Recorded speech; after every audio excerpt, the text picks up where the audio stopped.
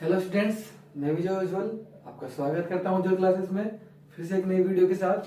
तो पिछले वीडियोस में हमने इसी सीरीज में हम पढ़ते जा रहे हैं 10th क्लासेस की साइंस क्लास की फर्स्ट चैप्टर, जिसका नाम है रासायनिक अभिक्रियाएं संयोजन समीकरण। तो इसी श्रेणी में हमने पढ़ा, पिछली कुछ क्लासेस में हमने पढ़ा कि रासायनिक समीकरण किसे कहते हैं और रासायनिक अभिक्रियाएं क्या होती है। तो रासायनिक समीकरणों को देखा कि कितने कितने प्रकार के किस किस तरीके से रासायनिक समीकरणों को देखा जा सकता है, उसको कितने प्रकार से बांटा जा सकता है, किस प्रकार से उसे अपन क्या कर सकते हैं, संतुलित कर सकते हैं। फिर आगे ही चल के हमने कुछ आगे ही हमने देखा कि हम किस प्रकार एक रासायनिक अभिक्रिया को किस प्रकार अलग अलग भागों में बांटा जा सकता है। तो पहला पार्ट जो हम देख रहे थे, उस पार्ट का नाम था रासायनिक अभिक्रिया के प्रकार में पहला प्रकार था, वो प्रकार का नाम था रासायनिक अभिक्रिया एवं समीकरण। और उस पार्ट का पहला टॉपिक पढ़ रहे थे हम रासायनिक अभिक्रियाओं के प्रकार।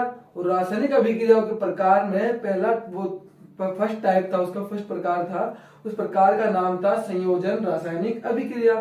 तो संयोजन रासायनिक अभिक्रिया हमने देखी, तो संयोजन रासायनिक अभिक्रिया हमने क्या देखा कि वह रासायनिक अभिक्रिया जो क्या करती है, जिसमें अभिकारक एक दो या दो से अधिक अभिकारक टूट कर क्या करते हैं, एक होकर जुड़कर एकल उत्पाद का निर्माण करते हैं। इसमें क्या होगा, दो या दो से अधिक, या तो दो अभिकारक होंगे या क्या होंगे, दो से अधिक होंगे। 2 and 2 से मोर देन 2, तो बनेगा क्या, उत्पाद। तो इसे कहा गया हमने संयोजन रासायनिक अभिक्रिया। कि भैया पहले क्या होगा, इस नाम से पता लग रहा है संयोजन, क्या देखा था हमने, संयोजन। संयोजन से तात्पर्य है जुड़ना। संयोजन जिसमें क्या हो रहा है, संयोग हो रहा है। संयोजन का तात्पर्य क्या है, जुड़ना। दो या दो से अधिक अभिकारक मिलकर एकल उत्पाद का निर्माण करते हैं, तो उस अभिक्रिया को संयोजन रासायनिक अभिक्रिया कहा जाता है। इसका हमने कुछ एग्जांपल्स भी देखे थे। कुछ एग्जांपल में से सबसे महत्वपूर्ण एग्जांपल हमने देखा था कि जो बिना बुझे हुए चूने से बुझा हुआ चूना प्राप्त करना, कैल्शियम ऑक्साइड से कैल्शियम हाइड्रो ऑक्साइड का प्राप्तिकरण हमने देखा था कि किस प्रकार हम कैल्शियम ऑक्साइड से कैल्शियम हाइड्रो ऑक्साइड प्राप्त कर सकते हैं। ये हमने अच्छी तरीके से देखा था, ये हमने देखा था। तो उस अभिक्रिया में हमने देखा कि किस प्रकार हमें उत्पाद के साथ साथ क्या मिलती है, ऊष्मा की भी प्राप्ति होती है। एक बार मैं अभिक्रिया फिर से लिख देता हूं। अभिक्रिया थी कैल्शियम ऑक्साइड प्लस जल, जो मिल रहा था कैल्शियम हाइड्रोक्साइड प्लस ऊष्मा।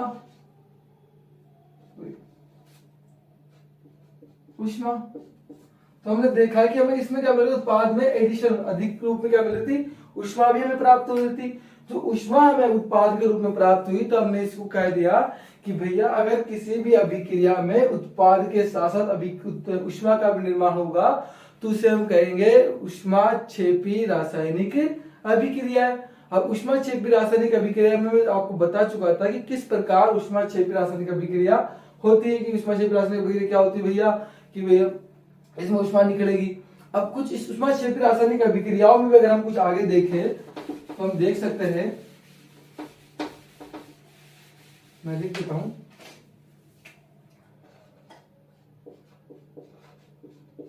ऊष्माक्षेपी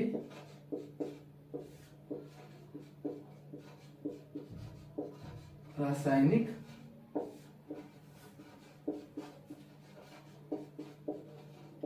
अभिक्रिया। ठीक है, तो ऊष्माक्षेपी रासायनिक अभिक्रिया, ऊष्माक्षेपी रासायनिक अभिक्रिया क्या थी कि जिस अभिक्रिया में उत्पाद के रूप में ऊष्मा का निर्माण होता है, वो अभिक्रिया थी ऊष्माक्षेपी रासायनिक अभिक्रिया। अब इसी में क्या होता है कि हमारे किताब में एक महत्वपूर्ण क्वेश्चन उठ के आता है। उस क्वेश्चन है कि शोषण, वो क्वेश्चन है कि शोषण एक ऊष्मा क्षेपी रासायनिक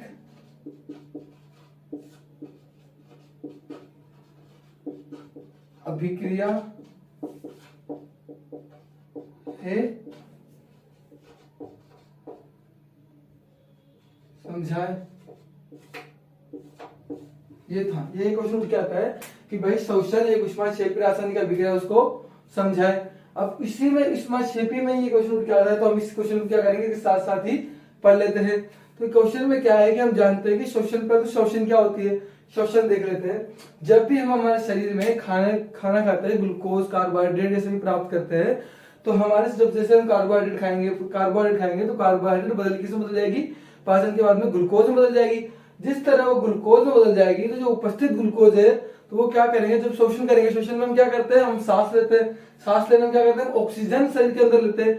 ऑक्सीजन जैसे हम शोषण के अंदर द्वारा अंदर लेंगे, तो जो ऑक्सीजन है वो किसके साथ अभिक्रिया कर लेंगे, हमारे शरीर में उपस्थित ग्लूकोज से, और ग्लूकोज से अभिक्रिया करके क्या कराएगी, ऊर्जा ऊष्मा का निर्माण करेगी। तो वो क्या कहलाएगी, ऊष्माक्षेपी रासायनिक अभिक्रिया। एक बार उदाहरण देख लेते हैं इसका उदाहरण है, समीकरण है, ग्लूकोज का सूत्र होता है C6H12O6। ये हमारा किसका फॉर्मूला है, ग्लूकोज का फॉर्मूला है। प्लस अगर हमने शोषण किया, मतलब शोषण लिया, तो हमने क्या लिया, ऑक्सीजन ली। ऑक्सीजन को मैंने बताया था, ऑक्सीजन एक द्विपरमाणु अणु में वो हमेशा क्या पाया जाएगा, दो के साथ ही जोड़े में ही पाया जाएगा, अकेला कभी नहीं पाया जाएगा। तो ग्लूकोज के साथ ऑक्सीजन ने अभिक्रिया कर ली। आगे अगर अभिक्रिया होगी तो अभिक्रिया होगी क्या बनाएगा, कार्बन डाइऑक्साइड प्लस जल प्लस ऊष्मा।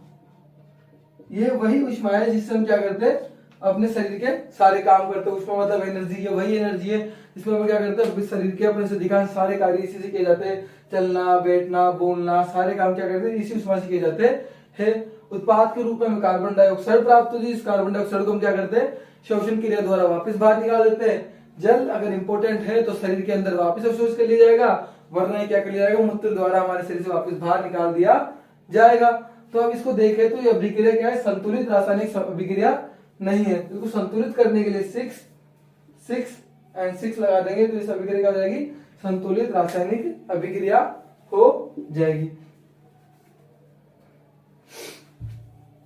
हाँ, तो ये ऊष्माक्षेपी रासायनिक अभिक्रिया का प्रकार है। और ऐसे ही ये क्वेश्चन पूछा जाता है, अधिकांश कई बार ये पूछा गया है बोर्ड में भी, कि शोषण एक ऊष्माक्षेपी रासायनिक अभिक्रिया समझाए। तो हम इसका उत्तर लिखेंगे। उत्तर लिखने के लिए हम बोलेंगे कि जब भी हम भोजन के रूप में कार्बोहाइड्रेट प्राप्त करते हैं, तो वो पच के हमारे मुंह से चबा के पाचन क्रिया द्वारा उसमें ग्लूकोज की प्राप्ति हम द्वारा कर ली जाती है।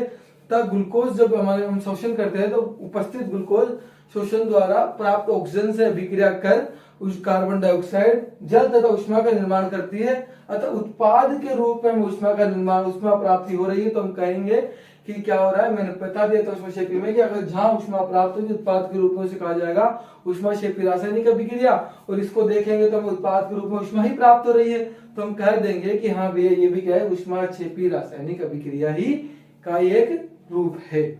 तो ऊष्माक्षेपी रासायनिक अभिक्रिया के लिए इतना ही बहुत है। आगे बढ़ते हैं, हम एक नए प्रकार के साथ आगे बढ़ते हैं। तो अगर इसमें कोई दिक्कत हो तो आप मेरे कमेंट में जरूर बताइएगा। आगे बढ़ते हैं।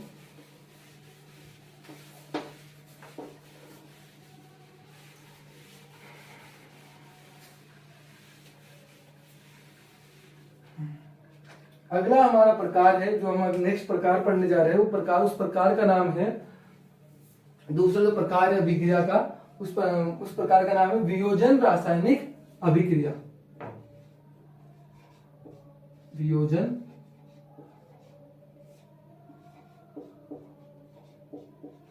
रासायनिक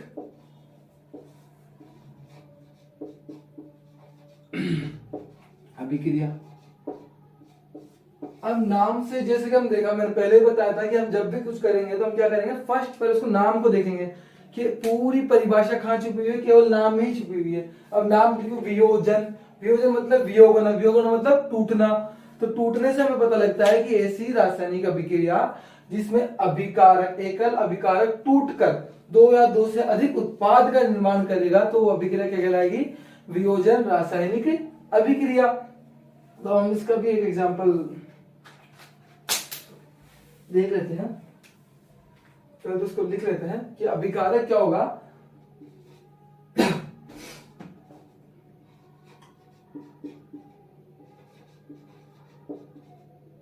अभिकारक तो एक होगा, एकल होगा, और टूटी क्या करेगा, दो या दो से अधिक। तो इसकी परिभाषा क्या हो जाएगी, फिर से बता देता हूं एक बार परिभाषा है कि ऐसी रासायनिक अभिक्रिया जिसमें एकल अभिकारक टूटकर दो या दो से अधिक उत्पाद का निर्माण करे तो अभिक्रिया कहलाएगी रासायनिक अभिक्रिया, वियोजन रासायनिक अभिक्रिया कहलाएगी। अब हम देखते हैं कि हम अगर कोई भी चीज टूट रही है तो अपने आप तो टूटेगी नहीं, तो उसमें क्या होगा, कुछ ना कुछ हमें बाहर से देना पड़ेगा। तो उसी जो भी हम चीज प्रोडक्ट जो भी चीज हम देते हैं जिस रूप से हम इसको तोड़ा जाता है तो उसी को उसका नाम दे देते हैं। जैसे कि अगर हम किसी भी अभिकारक को प्रकाश द्वारा मतलब लाइट से देके तोड़ेंगे, प्रकाश में तोड़ेंगे, प्रकाश देके उसको तोड़ा जाएगा तो क्या कहलाएगी, प्रकाश वियोजन रासायनिक अभिक्रिया। अगर हम उसी को क्या करेंगे, विद्युत देके, अगर हम लाइट देके इलेक्ट्रिसिटी प्रवाहित करके तोड़ेंगे तो कहलाएगी विद्युत वियोजन रासायनिक अभिक्रिया। अगर उसी को हम उष्मा देके तोड़ेंगे, अगर हीट देके तोड़ेंगे तो वो कहलाएगी उष्मीय वियोजन रासायनिक अभिक्रिया। ऐसे अलग अलग प्रकार हो गए। तो पहले हम इस नॉर्मल किसी एक प्रकार एक उदाहरण देख लेते हैं। उदाहरण में देखेंगे हम जैसे कि H2O। अगर H2O को हम विद्युत प्रवाहित करें तो H2 प्लस O2 ये निर्माण होता है। तो हमारी परिभाषा के अनुसार अगर हम इसको देखें, एकल अभिकारक टूटकर दो या दो से अधिक उत्पाद का निर्माण करेगा तो अभिक्रिया क्या कहलाएगी, वियोजन रासायनिक अभिक्रिया। और वही लिखा हुआ है वियोजन रासायनिक अभिक्रिया का उदाहरण देके हम साफ बोल सकते हैं कि भैया एक इसका एग्जांपल अगर हमें एक उदाहरण भी दे दिया जाए और पूछे कि इसमें कौन सी रासायनिक अभिक्रिया है तो हम साफ बोल सकते हैं कि भैया इसमें क्या हो रहा है कि एक अभिकारक था, टूटकर दो या दो से अधिक उत्पाद का निर्माण कर दिया, तो मतलब उसमें क्या हो गया, वियोजन हो गया उसका, तो क्या हो गया, वियोजन रासायनिक अभिक्रिया हो गई। अब वियोजन रासायनिक अभिक्रियाओं के भी कुछ प्रकार है, मैंने बताया था अभी थोड़ी देर पहले बोला है कि फर्स्ट विकार हो गया उसको मान लो विद्युत वियोजन। सेकंड इसका जो प्रकार हो गया वो हो गया प्रकाश वियोजन।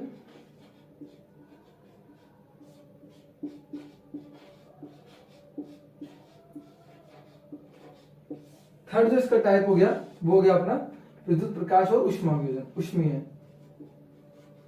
उष्मीय वियोजन ये हो गया। तो इनके तीनों के अलग अलग क्या है, क्रियाकलाप से कुछ प्रयोग हैं। तो उन प्रयोगों को हम क्या करेंगे नेक्स्ट वीडियोस में, हम क्या करेंगे, ऐसा करेंगे कि तीनों जो प्रैक्टिकल है तीनों है जिनके तीनों क्या करेंगे छोटी छोटी वीडियो बना के तीनों के क्या करेंगे अलग अलग डाल देंगे, एक्टिविटीज अलग अलग तीनों की जो प्रैक्टिकल से वो तीनों के अलग अलग डाल देंगे। इसकी विद्युत वियोजन का एग्जाम्पल है तो है प्रकाश वो जल का विद्युत अपघटन विद्युत वियोजन। तो इसका भी एक क्रियाकलाप है, एक्टिविटी जो अधिकांश पूछी भी जाती है कि जल के विद्युत अपघटन को सचित्र समझाए। तो ये क्वेश्चन अधिकांश 4 नंबरों का पूछा जाता है, कभी कभी पूछा जाता है वैसे तो, लेकिन इंपोर्टेंट क्वेश्चन है, one of the important question board की दृष्टि से, एनसीईआरटी की दृष्टि से देखा जाए तो पूछा जा सकता है कि जल के विद्युत अपघटन का सचित्र वर्णन करे। तो वही हम कल क्या करेंगे, जल के विद्युत अपघटन का एक वर्णन करेंगे नेक्स्ट कल मतलब नेक्स्ट वीडियो में जब भी हम देखेंगे तो हम ये कार्य जरूर करेंगे। तो आज की वीडियो को मैं यहीं समाप्त करता हूँ। उम्मीद करता हूँ कि तुम्हें सब कुछ समझ में आ रहा है। फिर भी अगर कुछ समझ में नहीं आए तो आप कमेंट में कीजिए, कमेंट सेक्शन में कमेंट कीजिए। मैं जरूर पूरी कोशिश करूंगा कि मैं तुम्हारे सभी डाउटों का समाधान कर सकूं। और अगर वीडियो अच्छी लगे तो लाइक करना, सब्सक्राइब करना और अपने सभी दोस्तों को जरूर बताना। Thank you.